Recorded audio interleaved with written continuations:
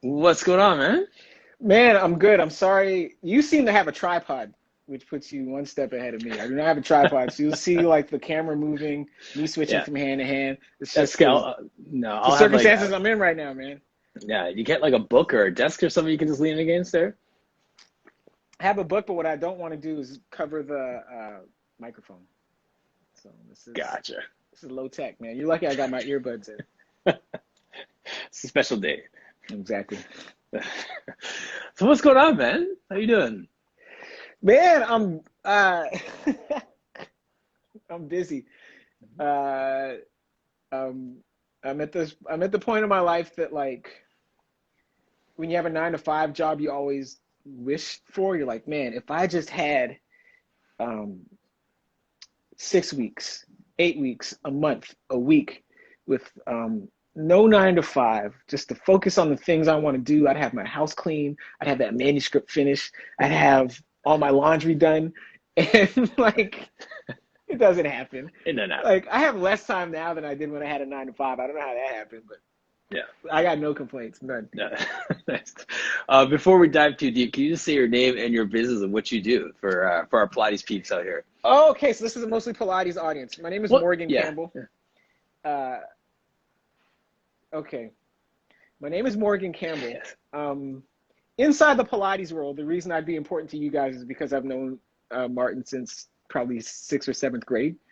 So that's that's my currency in the Pilates world, right? Is that I've known Martin for all these years. Beyond that, I am a sports journalist. So I spent 18 years at the Toronto Star, covered baseball, covered soccer, covered mixed martial arts, covered boxing, covered the intersection of sports and race, sports and business, sports and politics. About 13 months ago, I took a voluntary buyout from the Star. Um, and I've just been doing a bunch of stuff ever since then. So I'm working on my first book. Um, and so hoping the first draft manuscript will be finished by the springtime, and hoping the book hits the stores by spring of 2022. That's the schedule we're on right now. All right. And I'm also a senior contributor at CBC Sports. So I write a column twice a month or every other week. And then every Monday we record a TV show or a show that's on YouTube, and it might wind up living on some other platforms too. The show is called Bring It In. Bring It In with Morgan Campbell, where it's me and a wonderful panel, Dave Zirin, host of Edge of Sports Podcast, and Megan McPeak, who is a Canadian who lives and works in DC right now. And her basketball is her expertise, but we bring her out of her basketball shell to talk Yeah. sports and culture on Bring It In. Nice. Yeah. So, and like you're saying about bringing someone out of their one shell to talk broader conversations. This is Pilates, but this is fitness, but this is that intersection of race and fitness Yes. and larger conversations, right? So I love that. So that's why I've had you on. I've had like Nick Stauskas on, Okay. John Jordan, who played for Raptors 905, has been on, right? So this Akil Augustine was on just recently too, Yes. right? So I love talking sports, and I love the fact that these are just different ways to just connect with people, different ways to get people moving, excited, right? So they all are all interrelated. You know, the way I describe it to people when people ask me, well, why does so much of your writing focus on sports? And I tell them the fact that it's about competition is really only a small part of it. The reason I focus on sports is because sports is a language that people speak. A lot of Yes. men speak it to each other, and a growing number of women speak this language of sport as well. And so sport allows you to get into a lot of these topics that you might not have approached otherwise. But sport Mhm. can give you the language to talk about it. Sport can give you can open a door to get into these conversations about politics, business, technology, race, on down the line. So, and fitness is very much the same. And you know, sports and fitness have so much overlap. Oh, absolutely, absolutely. When I was um, when I was working in social work, I decided at some point I was going to give up on just being a social worker because I was having so much success talking with kids over the bench press as opposed to in a counseling Yeah, setting, exactly, right? exactly. And Right. then, and as you know from our sports days, I played football and I was like a one trick pony. That's the only sport I played. I had like a Yeah. 47 in science, so I didn't run track. You know what I mean? That's all I did. But then when I got into social work and I was working with youth at risk, I picked up basketball because that was our Yep. language. I started Yep. playing squash more because guys were playing squash. Yep. So I played more sports in my 20s and 30s than when I was in high school because that was the language that I needed to communicate with different people at different times. Absolutely. And just from a sports standpoint, and if there's any football parents on this stream, and take it from I can't reverse my camera, but I played a little bit of football. Here's that's my jersey from university. Jersey stayed clean because I sat on the bench, but that's not the point. There we go. But if you want to get good at football, play other sports. Like football is the last sport you should play if you want to get good at football. Run track, Right. play basketball, because no matter how much you think you're going to catch in a football game, you're going to do a lot more throwing and catching in 1/4 of basketball than you will in a football game. Yes. And if the goal is to have those skills sharp for the one time you need them in a football game, you want to play the sport where you're throwing and catching all the time. That's basketball. That's baseball. That's not football. So yeah, play basketball, play Right. soccer, wrestle, do all this other stuff, and then bring those skills to football. Football does not make you better at anything. Football barely makes you better at football. All these other sports make you better at football. Football probably makes you worse at a lot of other sports, but that's my rant. And there was something else I was gonna address, but The yeah. Language, bench press to Oh, social and work. yeah, and for the Pilates folks, and so I don't know like what phase of Martin's life he's in, and whether or not your Pilates constituency knows about your exploits as like a mainstream civilian weight room prodigy, right? Yes. No, Because Pilates is too funny. Pilates, right? But listen, when we were like 20 and all working out at UTM, right, over the summer, Yes. you'd walk in the I weight might have room. just shared this story just recently. Oh, and when we would walk in the weight room and see like 4 plates on the squat rack, and you'd be like, "Who the hell is squatting 4 plates?" And here comes Martin Reed, and Martin Reed probably weighs like 155, and the belt on, tightens up the belt, boom, bunch of reps, 4 plates, like it's nothing. The way the rest of us squat 1 plate. So this is however you want to define strong, physically strong. That's Martin Reed, and I just don't know if your Pilates constituents know that. I don't know if they know that either. They do Well, they now, do so now. thank you. Yeah. Yes. Strength. I actually I love your podcast, man. I love just the stuff that you talk about. You kind of wax philosophical on things. So I want to throw a phrase out to you Absolutely. and just hear your response to it. Greatness. So when as opposed to the greatest. Yeah. Well, the So when greatest. someone, yeah, Um, there's a little bit of lag, so I'll just let you finish your thought there. yeah, like the greatest is so dependent on context and era that I personally do not engage in debates about who the greatest is in most sports, right? Is Barry Sanders the greatest running back? Could be. Is he greater than Walter Payton? He's up there. If you really believe that, I'm not going to tell you no. I just don't debate these things because what I don't like to do is engage in these debates where affirming one person's greatness has to diminish another person's greatness.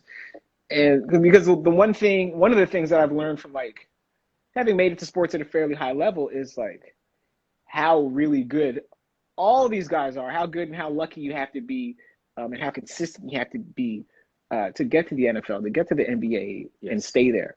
Right. And so now I'm not in the business of tearing other people down because they're not as great as the other guy. Mm-hmm. And so when you look at a sport like boxing, the greatest depends a lot on the era because people train differently, different nutrition. Like even within weight classes, people are different sizes now. People are much bigger now within the same weight class than they were back in the day. So would Errol Ali beat Spence Tyson, sort of thing, right? Yeah, or would Errol Spence beat Sugar Ray Robinson at welterweight? Maybe only because Errol Spence is a 165-pound welterweight. Sugar Ray Robinson, if you weighed in at 147, he was 147. And they get in the ring. These are two different sizes of human being. Yes. And so I like to evaluate like each person's greatness on its own merits within its own era, and also just for what it is at the time. Because I think another thing we wind up doing in sports media and then as sports fans, as consumers of sport, is projecting expectations onto people, onto young people, Yes. and then telling them their failures when they don't fulfill the expectations that we projected on them. That we projected on them. Yeah, instead of just acknowledging and appreciating like the greatness at each level. Because some people are going to peak at 18 and that's just what it is. Some people just have a full beard when they're 16 and they ain't getting any bigger. That's not their fault. Yes. But if you're a baller, you're a baller, and I will appreciate that. Even if you stop growing at 6'5" and everyone else reaches 6'8", you can't make the NBA, but they do. I'll still appreciate your greatness for what it was in its time, and it's not fair for us to like you see this a lot in sports media when there's like a 12-year-old prodigy. Is this person the next Usain Bolt?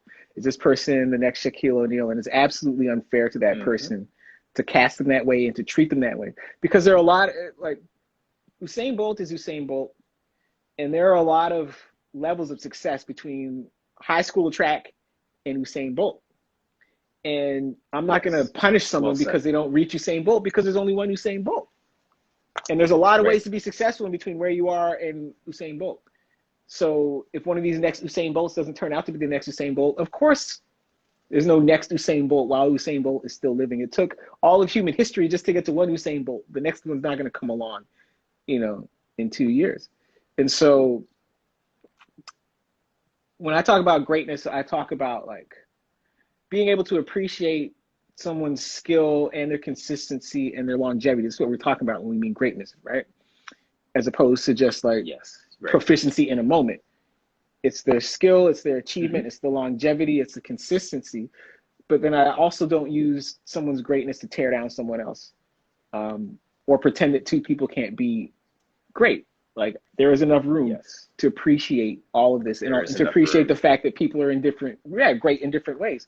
So when people try to draw you into this Michael Jordan versus LeBron James argument, they're both great in their ways. They're both among the greatest in their ways. If you want me to argue about it or choose one over the other, I'm not going to do it. Right? Because like LeBron James dwarfs Michael Jordan, but probably runs faster, jumps higher. Like at 36 years old, still does these things. Right? 36-year-old Michael Jordan wasn't even flexing the rim when he dunked anymore. You know what I'm saying? And so but does that make him greater? Well, he has fewer championship rings. Okay, so he does. But championship rings are not necessarily the measure of greatness either of an individual, because you could be a lackluster individual on a great team, like I was in college football, and get all kinds of championships. So yes. Hope that answers your question. Yeah, and it does. I mean, I'm gonna unpack that a little bit more, but there's a gentleman in social work that I used to talk to all the time, and I see him at conferences, and I had such a respect for him. You were in Toronto, so Rick Tobias for Evergreen downtown. Okay. And so he just recently retired. So I was talking to him one time. I said, "How did you become the guru when it comes to youth issues and community and social activism and stuff?" And he said, "I don't really think of myself as that great. I've just been doing this for a really, really, really, really long time." Yes. And he's probably selling himself short. There's but at the same time, it's one thing to have done something for a really long time. It's another thing to do something really well for a really long time. That's two different things. That's the point. Right? Think about two different things. And we'll put this in the context of sport.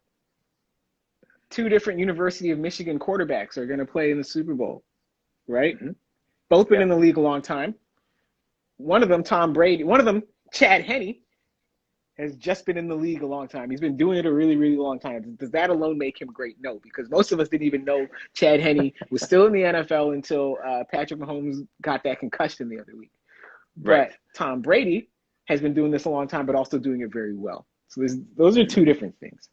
So Yeah, yeah. your man was being modest because it's He's not just a downplaying it. function of doing something for a long time, right?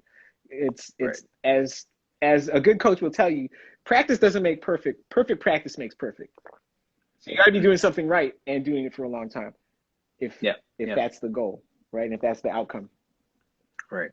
And I like what you're saying about like one person's greatness doesn't diminish another's. Like they're not mutually exclusive. If this is the greatest ever, like you Yeah. said, there's so many different measures of success and measure of achievement it isn't one doesn't take away from the other. So it's so true. Yeah, it's the same thing like when people want to debate hip hop with me, you know. Who's your greatest MC of all? You're asking me who I think the greatest MC of all time is? Is Tariq Trotter, is Black Thought, and I don't even debate this. And then someone else will come and be like, "What are you talking about? It's Rakim. How can you even? No, man, it's Jay Z. Okay, if you think it's Jay Z, you think it's Jay Z. I'm not gonna fight you over it. Mm-hmm. It's what you like, Yeah, right? yeah, But to me, it's yeah. Tariq Trotter. And again, when we talk about greatest as opposed to best, that's really subjective. Whereas Mm-hmm. Usain Bolt, he's an easy example because he participated in a sport where the numbers trump everything. Right. Is he the greatest sprinter of all time? Sure, because he had the fastest times. If Please that's your show me a measure. guy that can run faster than him. Yeah. Then I'm not going to tell you anyone else is the greatest. But like, who's the greatest basketball player? Who's the greatest pitcher? Who's the greatest MC? Mm-hmm. Hey, there's lots of room. Yeah. Go ahead, have Yeah. fun. Right. Joel's comment there, you can't categorize success by putting it in a category box. Yeah, something that's as abstract as greatness can be. Sure. Yeah. Yeah, but again, like within these categories, who's the greatest free throw shooter of all time? The guy with the highest percentage. That's simple. Yeah. That's, You know yeah, what I mean? exactly. Yeah. Yeah. Right.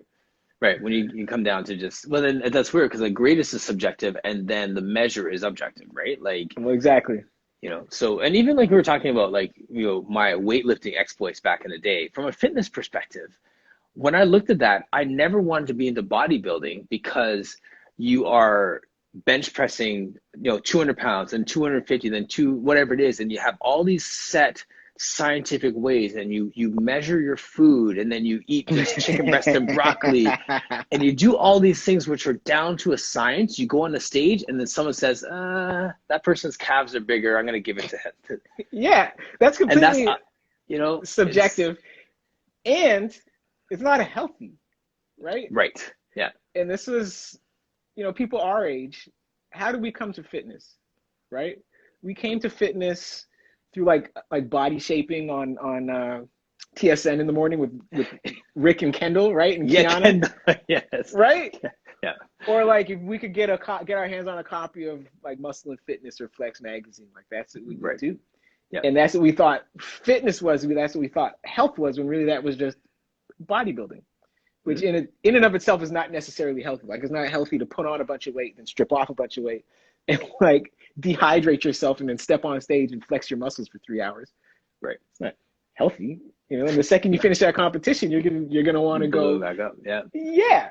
And as you get older, you get more into the health side of it than the fitness side of it, or fitness as it serves health, as opposed to just how much can I bench press, how big are my biceps. Although I've kind of come full circle now that I'm in my 40s. I'm like, look, I got to have one day a week just to work the ego muscles, just to feel better about Yep. myself. Whereas Of 3 years course. ago, I wasn't into the ego muscles, but now, hey, Yeah. hook up the bicep curls. Let's do it. Yeah. It's true. I know it's true. And there's something about just like, this is kind of like a separate conversation, but I hate having I used tos. In terms of what?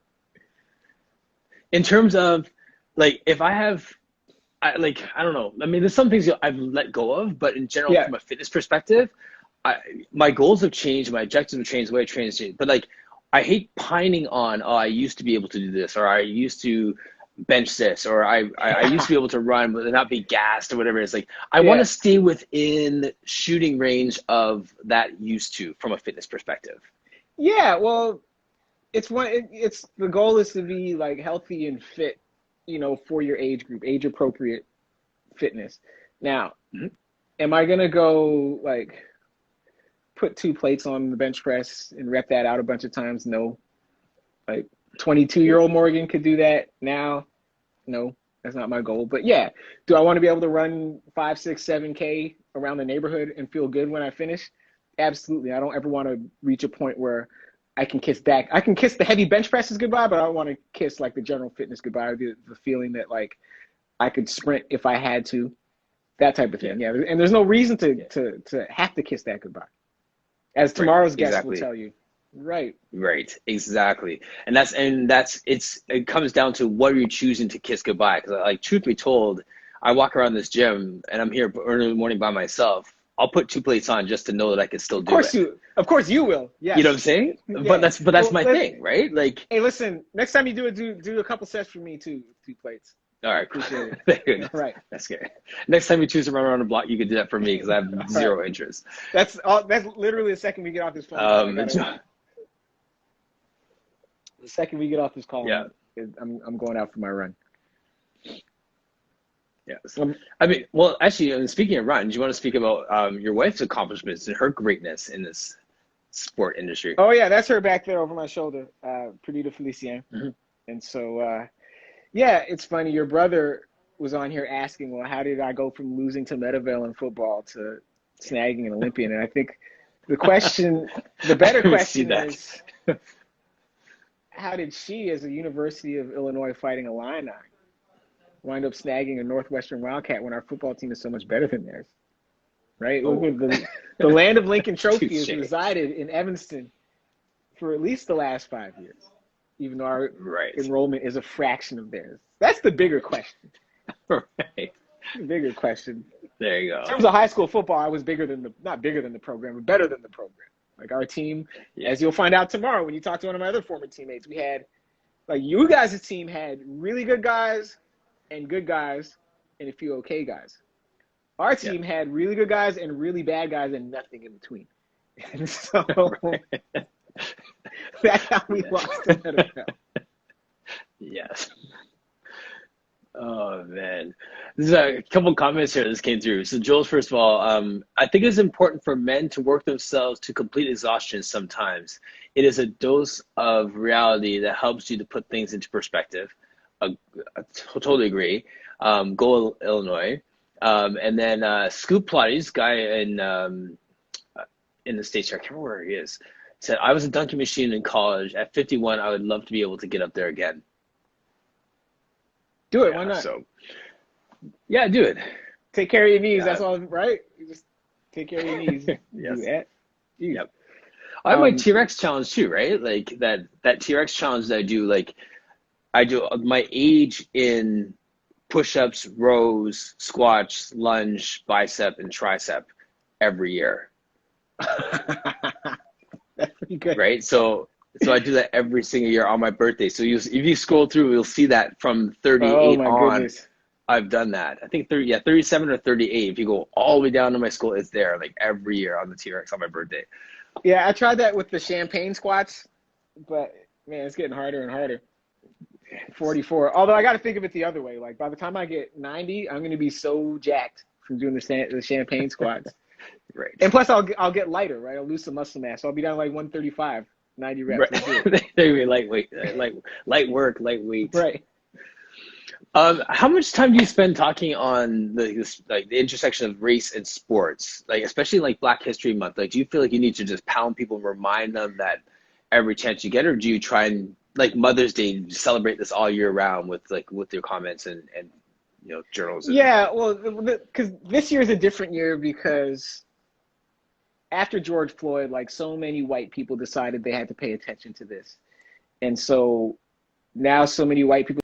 Is something new, right? And it's Black History Month, and there's so much attention that they're paying to it now where they hadn't before. And they also think that every Black person has this awakening every February 1st, like, hey, it's Black History Month. Whereas a lot of times when you work in a creative field, or you work in journalism, the allure of Black History Month is just the fact that you know that for the next 28 days, like, white people will listen to your ideas and publish stories that should be published anyway, but like they need a special occasion to publish them. So for me, I don't have a switch that flips in February that says, "Oh, I got to care about Black history now." Like people that know me, know how I grew up, and know like what my hobbies were, what my interests were. They know that I've always been into Black history, always been into reading, always been Hmm. into Black literature, uh, and not because February rolls around once a year, but just that's where my interests were. So for Yeah. me, like the deeper I got into my journalism career and the more I was able to call my own shots, the more I was just able to write about stuff. Uh, one that interests me, but two that I thought people needed to know. And often those stories had to do with race. And I wasn't going to wait until February to tell those stories. If something was happening in June or July, I would just tell the story, when I needed to tell it. And that was that. So no, I don't Yes. flip a switch. Because the truth is, too, after every racial reckoning, a lot of white decision makers and a lot of companies and a lot of media outlets, uh, they have, about 6 weeks where they really care. And then after that, it's back to normal. And so, Yes. like this year with George Floyd, they had their summer of really caring, Hmm. and then this kind of defaulted back to old habits. The difference being that this time they're really plugged into Black History Month in ways that they wouldn't have been before. Hmm. And so, I don't really set my calendar, my publication schedule to Black History Month or to like these racial reckonings. I write what I feel like writing. I write what I think. Mostly, I write what I think my friends are going to want to read, and Yes. then just Yeah. let them stand in for the whole audience. And then that's that. Yeah. Because Yeah. if I wait, because yeah, because if I wait for a racial reckoning, then I'm going to write really good stories like once every 2 or 3 years, and it shouldn't take like a tragedy. Because every That's cool. racial reckoning, every It's time triggered by a tragedy. so when these white decision makers get jolted into having a conscience, it's because something really bad has happened. And I'm not waiting on that. Why would I wait on that? Because these are good stories that deserve telling, so I'll just tell them. Yes. And when you say that you're writing for your friends, in a sense, in the fitness industry, as people start to build their business, the first thing they ask you is, who is your ideal client? What's your ideal client avatar type thing? Do you have that in mind sometimes, thinking like, who is the reader that not that is going to like to read this, but who needs to hear this, or who is going to support me more, look for me more when I Um, write this too? Is that like, Not even is who that needs part of to it? hear this, because well, the other thing. See, now you're asking me like real writer questions, right? Hmm. And these are things like people would never ask me at a journalism school, but they should. Yeah. The first thing I'm not going to do is tear down someone who thinks a way that I don't think, doesn't think the way that I do. Right. But I'll tell you what I don't do, and it's an easy thing to do, especially in times like this, is to write the Black story for white people and say, here's this thing about racism that you white Explain people that. need to know. Here's this thing about racism that Yeah. you Okay. white people need to know, right? Okay. You white people need to know Hmm. this because it's important. And you white people need to know this because I'm going to write the story that's going to make all the racist white people stop being racist. Hmm. Um, it's an easy thing to do. In times like now, you can get that audience, right? Yes. Because you can push that decision maker's button and he's going to be like, oh, yeah, you're talking about me. I felt that in my soul. Whatever it is, 2 weeks before Hmm. he goes and passes you over for a promotion and promotes Tanner and Becky and Mackenzie, right? So I'm not writing for them, Right. right? Because the other thing is, um, at this point in history, we've seen different waves of Black authors who are better than I am write stories that white people have read Hmm. that could have made racist white people less racist, and racism is still here. So if Hmm. Richard Wright and James Baldwin, through the force of their writing, can't make racist white people less racist, I can't either. So I'm not going to try. So what I'm going to do is write Yes. the stories that I think need telling, period, without thinking about whether some racist white person in Saskatchewan or wherever is going to read this and have a change of heart. Like if that's what winds up happening, good for them. But that's not my goal. Um, because I Yeah, think, that sounds like an exercise in futility for sure. yeah, and just a big part of the problem is that this imagined reader, this imagined viewer in Saskatchewan, this default white Canadian that we think exists, uh, shapes coverage without ever even really existing, right? So when I think about Yes. writing stories, I don't even think about like an abstract uh, Avatar. audience member. No, I'm like my actual friends, people I know in real life, they'll dig this story. Let me write it. Let me write it Yeah. in a way that will Yeah. resonate with them. And that's that. And Right. so, for me, I find that's the best way to write write important stories in plain English, that people Hmm. can understand, but then still sound like me, right? Like I Yes. have a voice as a writer, I have a voice as a journalist, and I'm not gonna subordinate that voice and write a story in journalese, uh, and write it in Yes. language that I think, the write it. I'm Might not gonna write it in appease language, somebody. yeah, that I think Todd in Port Perry will understand, and it won't offend him. Right. I'll just write it the way I feel like writing it. But again, like I'm literally writing it for when I think of an audience, I think of my friends. I think of saying this story to my friends. Like, and that's also a trick for like writers, like people that are trying to work on their writing for an Yes. audience. Um, think less about writing and think if you were saying, just think of yourself as saying this thing to your friend. Hey, Martin, blah, Right. blah, blah, blah, blah. Right? Hmm. Right. And Yeah. it comes across a lot more clearly. A lot more Yes. clearly. You get a lot less jargon. That's really helpful, and that kind of expands on a point a takeaway that I took away from a coaching thing last week, where you'll start to see my posts more. Where I'm starting to post my workouts with this gentleman online, right? So, and it's one of my good friends and guys I've been training with, and the posts are now going to be more about talking to that person in that sense of, you want to do like more, you're like my ideal client for doing Pilates, like haven't really done it, you'd like to train, it'll probably make you better. So that's going to be the kind of the theme of those messages when I start to post stuff about Pilates. Like, it's not going to be like everyone could do Pilates and these are all these different people. I want to work with men. I want to work with athletes. I want to introduce people to it. I want people to realize that this is the missing link for their fitness.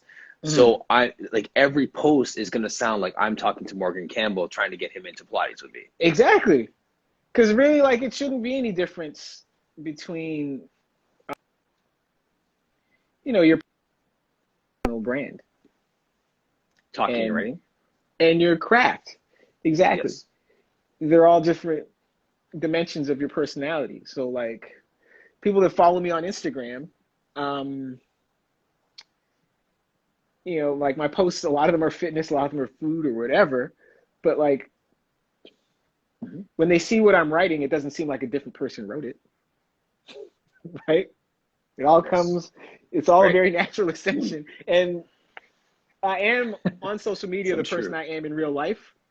You see what I'm saying? Because Yes. sometimes you'll meet people who try to be in Absolutely. real life the person they are in social media. Because I met that person before, and it's That is, a little bit unsettling. But I am in I've social never media, actually like the thought of people. that. Yeah. Yeah, I never thought, but that's dangerous though. Hmm. That is, yeah, Yeah, you will meet like people that's never, I've that never are. thought about it. Yeah, well, thankful. Well, part of it too is I'm not like famous, right? Because if I were famous, I might feel more pressure to be someone else on social media, like a version of myself on social media. Whereas like the people, like what you see on social media, like that's actually me, and in real Yes. life, that's me. So it's simpler.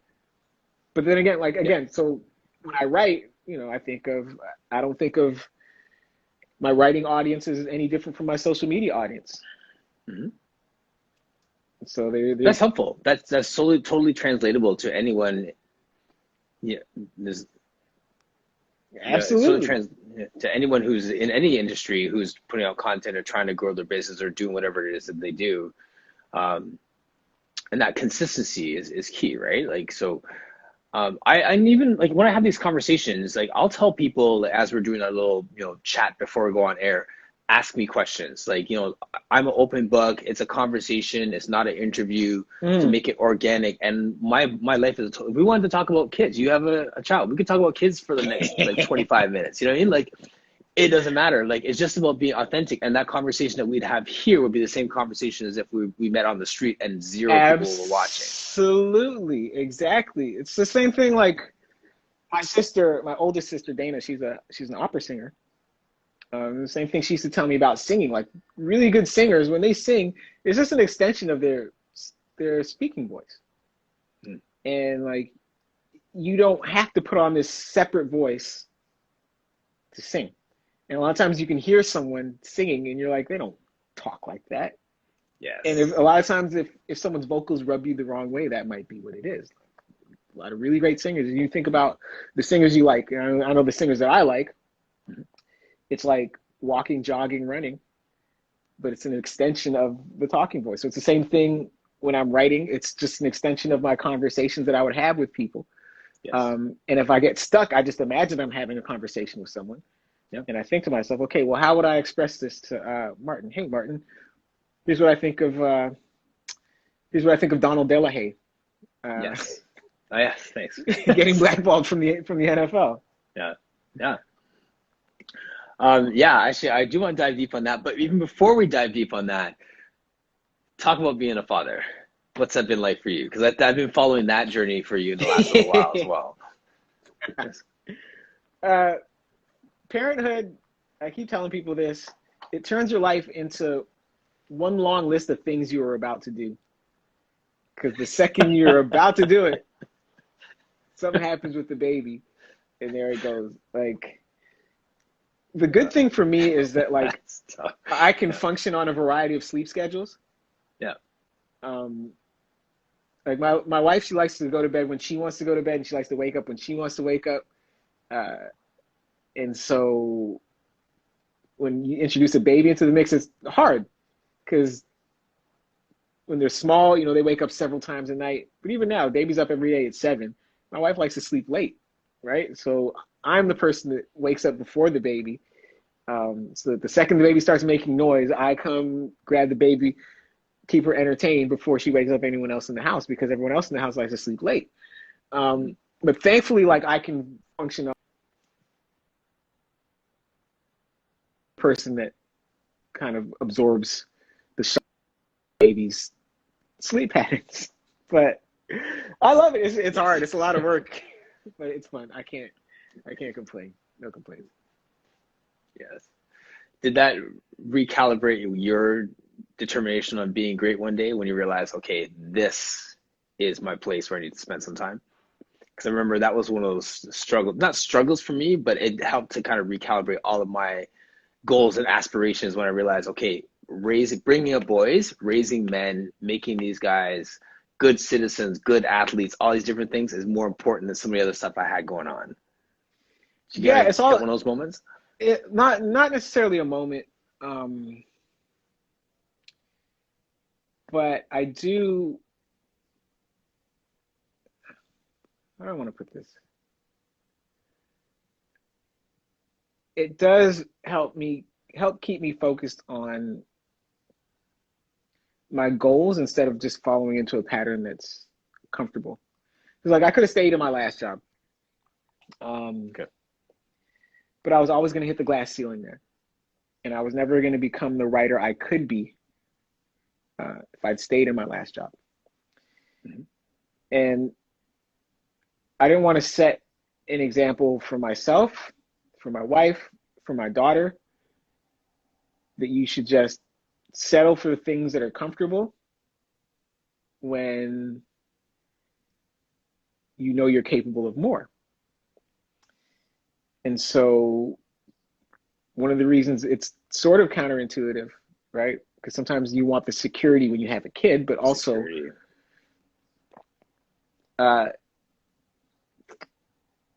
Fonte from the Foreign Exchange has a song called Ball and Chain, right? Mm-hmm. I wish I knew the moment when the anchor turned into a ball and chain. So that job was my anchor, but it turned into my ball and chain. And so for me, what I wanted to do was, like, again, set an example for my daughter that, like, if you have a skill set and you have the foundation and you have something you can be great at, go ahead, try to be great. I think as good is always going to be there. Okay is always going to be there. If worst comes to worst, if I don't reach great, I can fall back to good whenever I feel like it. Yes. But I had some opportunities. Well, I didn't have any opportunities. I left that job to see if I could create some opportunities, and then the opportunities started coming. But I wouldn't have had the opportunities if I'd stayed in that job. But again, the fact that, you know, we now had a daughter really pushed me to want to explore how good I actually could be instead of just staying on this professional treadmill Yep. um, in exchange for money. I hope that answers the question. Beautifully. When I was at the beginning of this quarantine, I was working for the city of Mississauga, and then when I realized that one, we weren't going back, two, my contract wasn't going to be renewed Mm, because they weren't renewing anyone's contracts. I decided to dive in and open a studio, this micro business, and I had my conversations and did it because I saw there's some potential there, and also, for my kids to see me taking some risks and having that support. So all those things, came into play. And then maybe about a month and a half in, I thought to myself, what if they call us back to work? hmm And then I had this nervousness about going back to the city because I wanted to get this up and running. I wanted to have Yeah. staff working here. I wanted to all these different things to happen.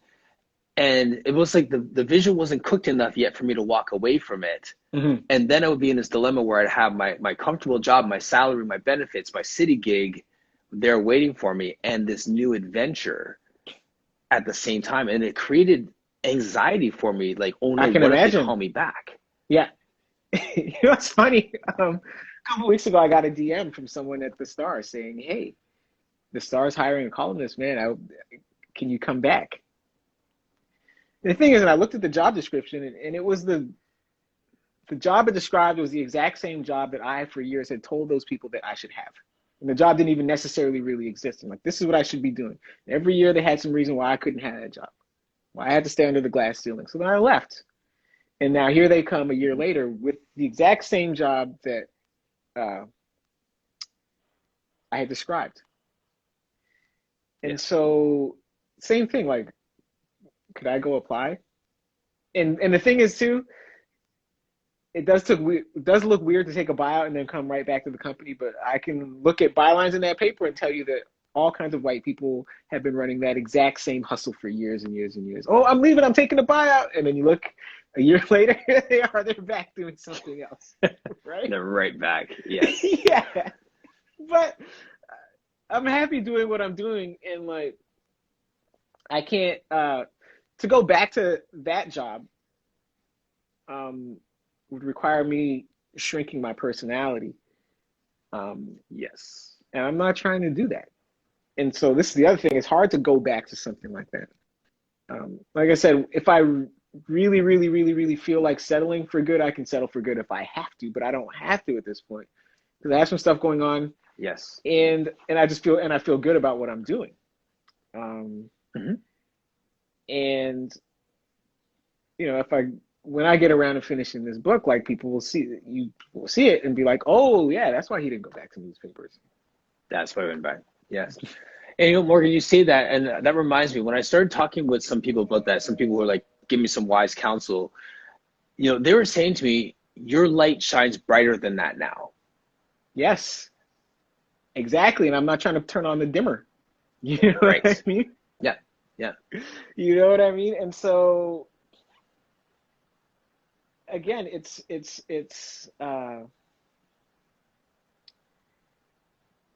once you realize what you're capable of, or not even realize, like once you start to get a glimpse of what you're capable of.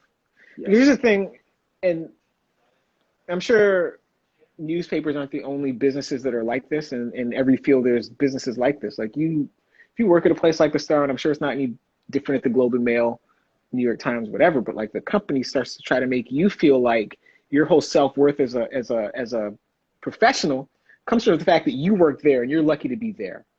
And Right. management Yes. people will either make you feel that way. Sometimes they'll say that to your face when they're trying to break you down. You're lucky to you Right. see all these people getting laid off. You're lucky to have a job, even though that Yeah. manager's lucky to have a job too, right? Yes. Um, but that doesn't apply to everyone. That only applies to the average people. Because if you're good, if you've been doing Right. good work, people are going to notice. And the second they find out you're a free agent, they will be on your doorstep. But that's not something that the people who are trying to keep you under the glass ceiling are going to tell you. They're going to make you feel like you're lucky to be there. But the Yes. second you step out from under that glass ceiling, then you can grow, which is what I had to do. And so, yeah, I have no no regrets and like no desire to go back to that on a daily basis. None. Yeah, right. Exactly.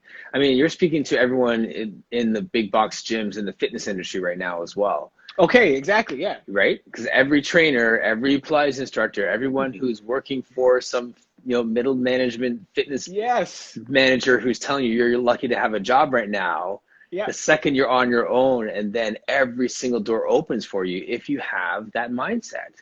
Yes. Yeah. And like the people I know that have successful fitness businesses, uh, there are a lot of things they have in common. One is that most of them started in some type of big box gym. Yep. But two is that like knowing them, you wouldn't have ever suspected that they started in a big box gym because you can't picture a big box gym making room for someone with that type of personality Right. and with that type of knowledge.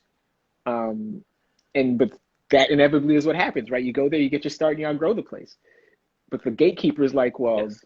you're lucky to be here. You're lucky we give you a job. Blah blah blah blah blah. Yeah, they try to whittle away at your self esteem to keep you in a job that's convenient for them but not great for you. And the trick is figuring Yes. out what's best for you. Right. But yeah, but those are like when I think of. I don't want to leave people out, but when I think of like Mhm. guys you can follow on Instagram, Jeff Gervitz, Paul Hines, Mace Freeman, who's at Push Performance, Granville Mayers, Mhm. they all will tell you a similar type of story, right? But they're all doing Yes. something, and each of them now are doing something that's similar but a little bit different from each other. But the type of thing that you can only Yes. really do if you have like a secure sense of yourself and how you want to train and how you want to train people and how you think you can get the Absolutely. best out of people, which doesn't always fit with what, the bean counting middle manager wants you to do. Yep. Facts. Yeah, well, Quotes, as Lyndon says. so I make this medium bucks, Lyndon. Yes. Yeah, no, that's good stuff, man. I mean, that's it. There you go, facts. And yeah, no, that's good. I didn't know what to say, beyond that because that's such an experience that so many of us go through. And one of the things I like, though, for people who have like teacher training programs, circling back to the Pilates thing for a second, there's a lot of people who have like apprentice programs, teacher training programs, and you hire people on, teach them, and then they either work for you or they work somewhere else. Mm, The ones that inspired me the most that I've spoken with are the people that say, I want my students to be better than me, right. Which is a right? difficult thing, like in any aspect, right? To like Yes. coach someone to surpass what you did. Um, like I know for me, thankfully, when I was like coaching high school football and high school track, like I was good at both the sports, better at football, like relative to my peers than I was at track. Um, but I wasn't like great, so that my ego wasn't going to get in the way of me getting people to be better than I was, Right. right? Right. Because some Can people, like, identify if with you were that. like the Yeah. world silver medalist, right? Yes. Yeah. You're gonna feel some kind of way if your student gets to the gold medal. You never got a gold medal, Right. right? Right. But if you're in 20th place in the world, you actually feel good that your student gets to 10th, 4th, 5th, 1st, Right. you know? Right. Yes. So, Yeah. yeah, thankfully, that was never an obstacle of mine, right? So, when Yes. I had especially the two kids I had in track, the two sprinters, Dante Richard Kwok, who's still running and he's coaching at Guelph now, and Tyrone Halstead, like this was like 2004, they were in ninth grade, and they were just so much better than everyone else. Like, it Mhm. wasn't a question of my ego. What is this? Go. You guys are better than I thought about being. Like, in Yes. my wildest dreams, when I would sit in bed in high school and think, oh, I want to be this fast. You guys are faster than that already. Just go. Yeah. Go do what you and I'll help you. That's it. But that's a difficult thing to do, man, to Yes. put your ego aside. It's very difficult. Yeah. Yeah. That's what makes it great, though, right? Yeah, exactly. That's what makes it great. Exactly. What's up with this Donald guy? Like, I just know my kids because they follow him and they just destroyer thing. And you did an article on him and just this whole thing with him, social media, NFL, and then coming to Argos. Okay, so like a quick recap. Donald DeLahaye was a kicker at the University of Central Florida. His handle is at Destroying, DeeStroying. And his whole thing was that when he was in university, he had a vlog, right? Chronicling his life as a Yes. kicker at the University of Central Florida. And the NCAA got mad because he was making a little bit of money on YouTube. So they said, well, you got to shut down this vlog if you want to keep your scholarship. And he said, well, let me keep the vlog because I'm a really good kicker and this is just what I like doing. Plus, you guys keep telling us to get ready for life outside of sports. And social media star, like that's a career now. So why are you Yeah. trying to shut He down was this he was career? actually making more money. Yeah. No? And Was he so he making? winds Yeah. up quitting football and he becomes like a full-time. So his YouTube vlog becomes this quest for him to get a job as a professional place kicker. The thing about him, he's very, very, very, very, very good, right? So you look at his Yes. vlog, like he's athletic in ways that you don't think kickers are. So if he wasn't kicking, you could Yes. see him playing defensive back or whatever. But he's out here kicking 50, 60, 65, 67-yard field goals in practice, but he cannot get a sniff professionally. And so what happens Huh. is summer of 2019, the Argonauts sign him because it makes perfect sense for the Argonauts to sign him because he's a guy that has a following. And so if you're the Toronto Argonauts, all of a sudden your social media footprint expands. If you ever get around to putting him in the game, like all of his fans, his million point whatever, I think he had about 1.8 million YouTube followers at the time.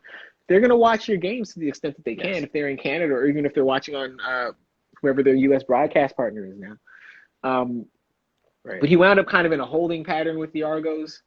But they tried to accommodate him as much as they could. So like they would give him time off to go make videos, all of this stuff. Right. So you can Um, make some money while you're, yeah. yeah, but he wound up leaving the Argos. And what's amazing to me is that he still has never gotten a call from the NFL. Yeah, he has a Yes. manager and he makes a lot of money on YouTube. But what's amazing to me is the fact that because he stood up to the collegiate system that Yes. exploits athletic talent, especially black talent, that the NFL is still punishing him Yes. for this. Because I can turn, especially this year during a pandemic, there's all kinds of guys in the NFL who wouldn't normally get a sniff at the NFL, but you had to cast a wider net because people were getting sick or people were in contact Yes. tracing, so they're on the bench. And so you would see guys like straight off the soccer field kicking in the NFL. And here's Donald Yep. Delahaye, and you can't make the argument anymore that people can't find him because he's on YouTube. Everyone can find him.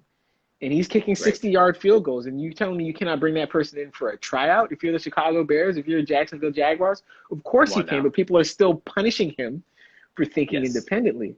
Um, Right. but I mean, luckily for him, like he's making more money doing YouTube and Instagram than he would uh, as a CFL kicker. Hmm. Um, but it's the principle. Like if you're calling yourself the best football league in the world, in the forum for the best talent to play against the best talent, especially now when COVID-19 is creating another drain on talent. So you need to look farther for Yes. talent. How are you not calling him? How are you not calling him? And they'll say, well, he's a distraction because he has a YouTube channel. Maybe. But like, if Gronk can do WrestleMania and come back and play, then Donald Delahaye can come kick you a 50-yard field goal with his Right. YouTube following. Like, what is the problem?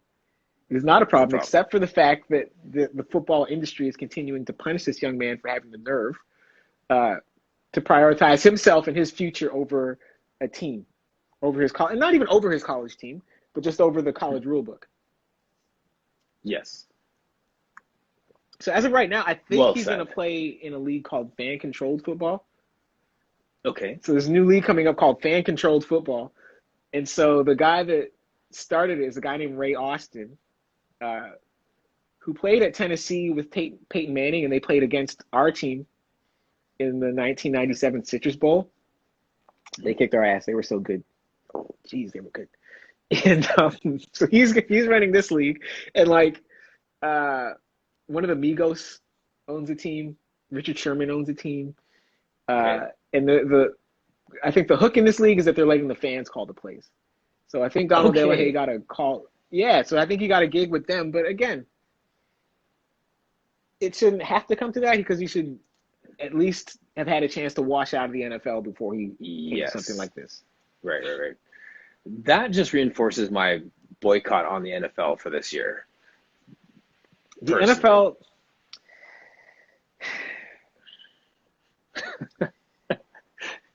Choosing your words, I see. I watch football. I love football. Football is a dumb sport. Like I watch football now. Like times when I watch up close, the first thing I think to myself is, why did I do that for 10 years out of my life? Why did what I have volunteered for that, for those types of collisions? Um, but when you're doing it, it doesn't seem It's strange, fun. right? Yeah. Yeah. But yeah, too many NFL teams make too many decisions in the worst of bad faith for me to feel good about anything, for me to feel good about a lot of what they're doing business wise. Like I'm always here to cheer for the players. I always like looking at athletic Yes. excellence and greatness and seeing what people can achieve Yes. when they make the most of their talent and when they collaborate with other really talented, dedicated people. It's just a shame that like the NFL and its current ownership class kind of control the platform by which we can see all that happen. Yes. Absolutely. And to answer Joel's question, not watching the Super Bowl this year, probably not. Like you, I support players, like from our, days of playing football, and we went to University of Michigan for football camp. So I'm a go blue guy all day long. So I'll follow Brady or I'll follow, guys, full stop. Like I'm not going to sit there and give you, that much airtime other than that. So Yeah, a few football seasons ago, I had Sunday ticket, all that. I just had to make the executive decision to stop giving the NFL 9 hours out of my life every single Sunday. That was just too much. And there's too much stuff, too much other stuff in my life not getting done. So like I started right. cutting back on my NFL consumption before Kaepernick happened, before the class action suit over brain injuries, right? And this is another Yes. really racist thing the NFL is doing. There's no other way to put it, in the sense that it's in the news now, it's in the New York Times, it's on ESPN, in the sense that the black players in this class action lawsuit are either getting lower payouts or not getting paid because they have a harder time proving cognitive impairment because of the way they evaluate players for cognitive impairment. Black people are given a lower baseline score. So essentially what the psychologists are saying is black people are dumb. And so if they're scoring low on these cognitive abilities tests, it's because they're dumb to start with, not because getting hit in the head made them dumb. Whereas the white guys, if they score poorly, it's because clearly they've been impaired by getting hit in the head. So if we have to make a decision about who's getting paid first or who's getting paid the most, it's gonna be the white guy because getting hit in the head made him dumb. Whereas the black guy, he just came out of the factory that way.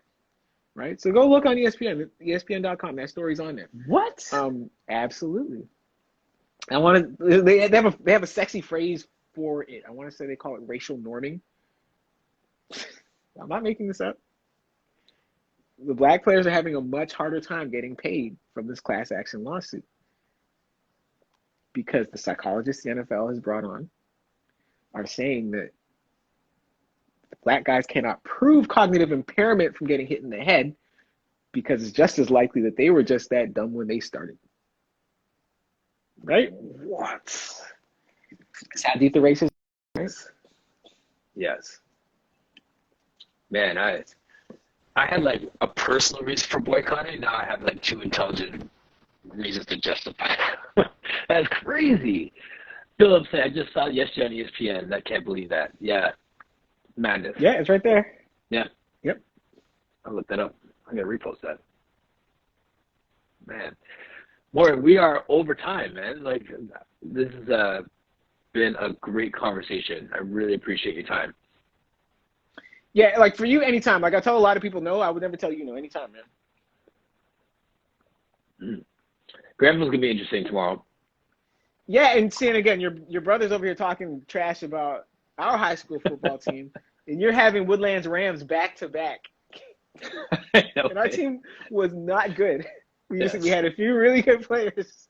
We Yep. lost a lot of games. Lost a lot of games. We lost a lot of games. But Yeah. you guys will like Granville. I'm not gonna spoil everything he's gonna say, but I will tell you this. And you guys have seen like our little trophy room now. See, and you guys have know I've been around the block in terms of spending time around great athletes. When I talk about just a natural talent, and Granville, I'm sure will talk to you guys about like why he's not more famous than he is. Yes. I shouldn't put it that way, but like why No. he Yep. didn't like why you didn't see him playing Division One or in the NFL or something like that or in the Olympics. Uh, but in terms of just natural talent, like what your parents gave you in the double helix, Yes. that guy is probably top four of the people that I know in real life. And that includes my wife, who is a world champion. That includes Dante, who I mentioned before, who is a world championships bronze medalist, and people that I played with in college that wound up in the NFL. Up there with Yep. for sure. But the thing is, if I did my top five, probably two of them would be people that you'd be like, I've never heard of this person. But that's part of it too. And that's part of being great Yes. at sports is like making the right decisions and putting yourself in a position Yes. to be great, putting yourself in a position to get better and to capitalize on your talent. Some people did that, other people didn't. But Yes. Granville's a fascinating guy. Right. And he's grown up a lot since That's a, since since the knucklehead high school days. I'm really proud of him, man. yeah. Yeah. I'm going to like I'll send a repost of this, and Yeah. I'm gonna I'm gonna see if I can dig up the article that you wrote on him, because that was absolutely brilliant. So I'm gonna post Yeah. that prior to him coming on tomorrow. Yeah, and if you can't find it, I'll try to find it online. I'll just DM it to you. Sure, sounds good. Awesome. All right, thank you so much for your time, Morgan. Really appreciate it. Anytime. Like I said, Martin, for you, I'll make time anytime. All right, sounds good, Take man. care. All right, All take right, care, Pilates take care. Nation. Yes.